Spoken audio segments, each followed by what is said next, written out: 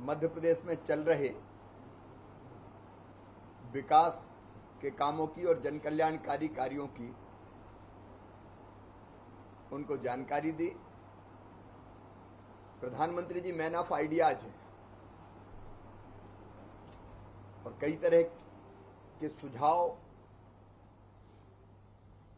और मार्गदर्शन उनसे प्राप्त होता है। अनेकों विषयों पर उन्होंने मार्गदर्शन किया। उनमें से कई चीजें हम आगे इंप्लीमेंट करेंगे मध्य प्रदेश में, लेकिन मुख्य रूप से जो चीजें तय हुई हैं, एक तो पहले हम इन्वेस्टर समिट मध्य प्रदेश में 4, 5, 6 नवंबर को करना चाहते थे, लेकिन अब उसकी तिथि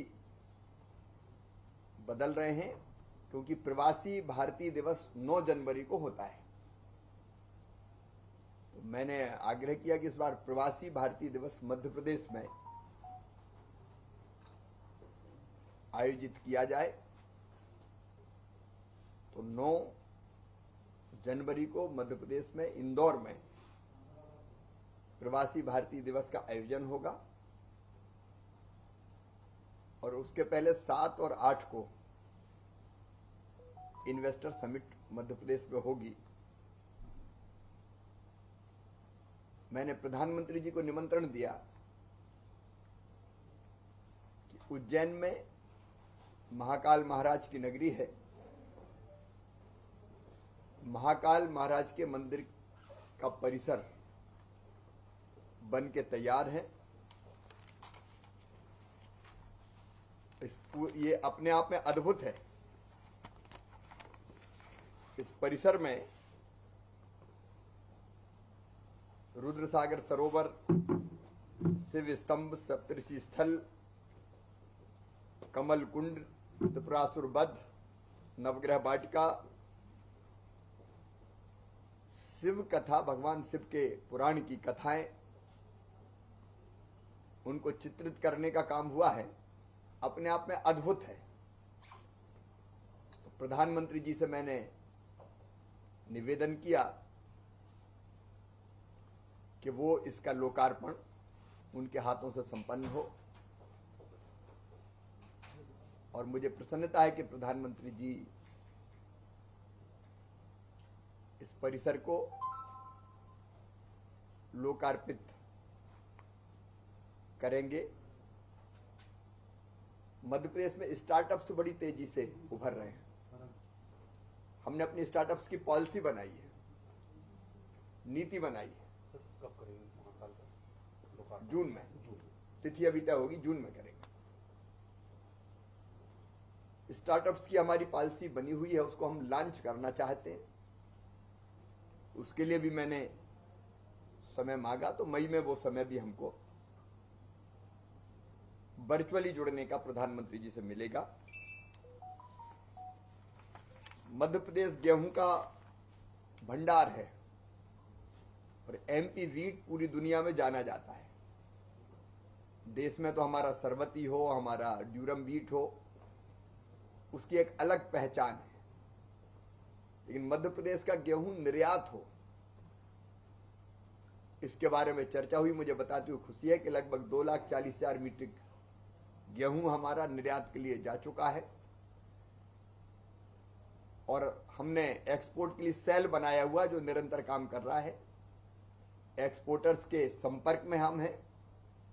लगभग 20 लाख मीट्रिक टन और एक्सपोर्ट हो सकता है, उस पर भी चर्चा हुई। मुझे खुशी है कि कई देशों में हमारा गेहूं जा रहा है। इजिप्ट की टीम अभी आई थी, तो उसने भी मध्य प्रदेश के गेहूं को अपने यहां लेने की इच्छा व्यक्त की है। एक्सपोर्ट की हमारी पॉलिसी में हम कई सुविधाएं एक्सपोर्टर को दे रहे हैं, उस संबंध में चर्चा हुई। मध्य प्रदेश में रोजगार दिवस का हम आयोजन करते हैं। हर महीने एक दिन रोजगार दिवस होता है और हमारा टारगेट होता है कि कम से कम 2 लाख स्वरोजगार के अवसर हम उपलब्ध कराएं।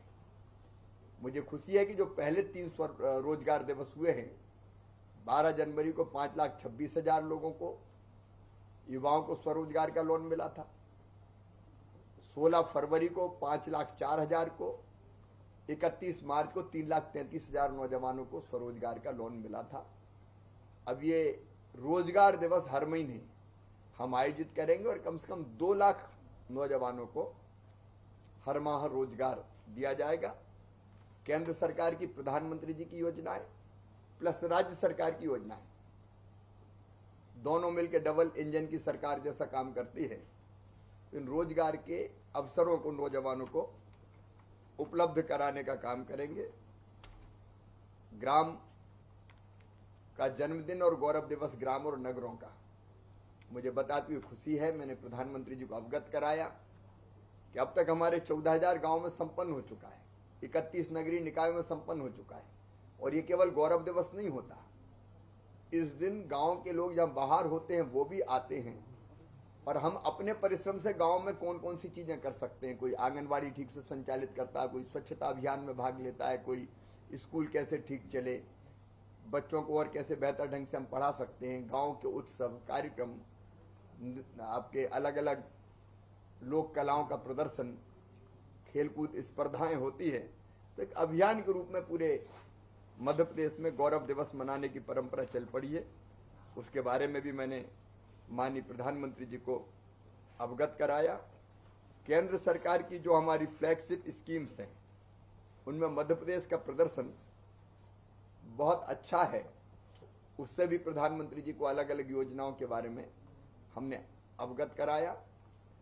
अमृत सरोवर मध्य प्रदेश में बन रहे हैं लगभग 3,800। ये आजादी 75 पे कम से कम एक जिले में 75 अमृत सरोवर बने।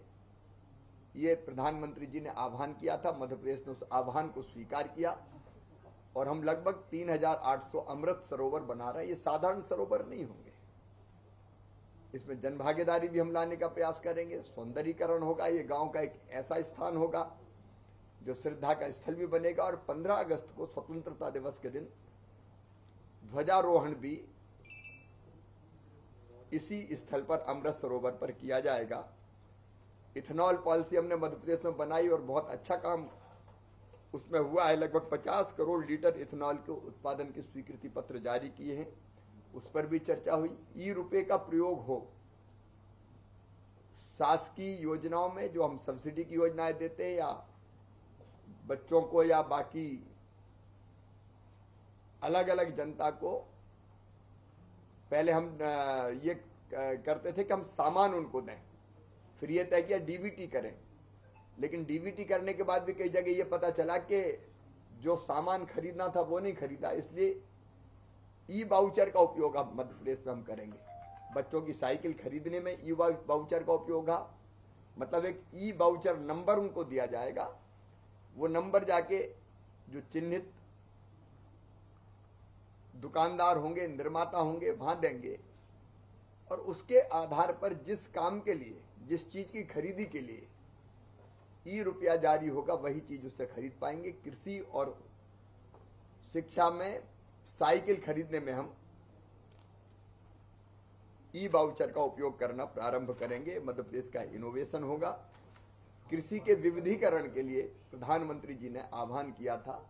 हमारे पास गेहूं के भंडार है, हमारे पास धान के भंडार है, लेकिन तिलहन की कमी है। तो मध्य प्रदेश में हम एक नीति बना रहे हैं जिसमें हम तिलहन का उत्पादन भी कर सकें और वो चीजें जिससे किसानों को कैश क्रॉप के रूप में फसल उगाएं और उनको ज्यादा दाम मिल सके अपनी उपज के, तो वो हमने चिन्हित की है। उसकी एक नीति पॉलिसी बनाई है, उस पर भी माननीय प्रधानमंत्री जी से चर्चा हुई है। हम तिलहन का अधिक उत्पादन करके, आज जो आयात करना पड़ता है हमको खाद्य तेलों का और विदेशी मुद्रा हमारी बाहर जाती है, उसको भी हम बचाने का प्रयास करेंगे। ऐसे अनेकों मुद्दों पर माननीय प्रधानमंत्री जी से चर्चा हुई। कई विषयों पर उन्होंने मार्गदर्शन किया और उन्होंने जो मार्गदर्शन किया है उसके आधार पर हम कई नई योजनाएं बनाएंगे, पुरानी को अपडेट करेंगे और उनकी अपेक्षाओं को पूरा करने का प्रयास करेंगे। प्रधानमंत्री जी का, भारत सरकार का हर संभव सहयोग मध्य प्रदेश की प्रगति और विकास के लिए मिल रहा है और आज की ये भेंट उस दिशा में एक बहुत महत्वपूर्ण कदम साबित होगी।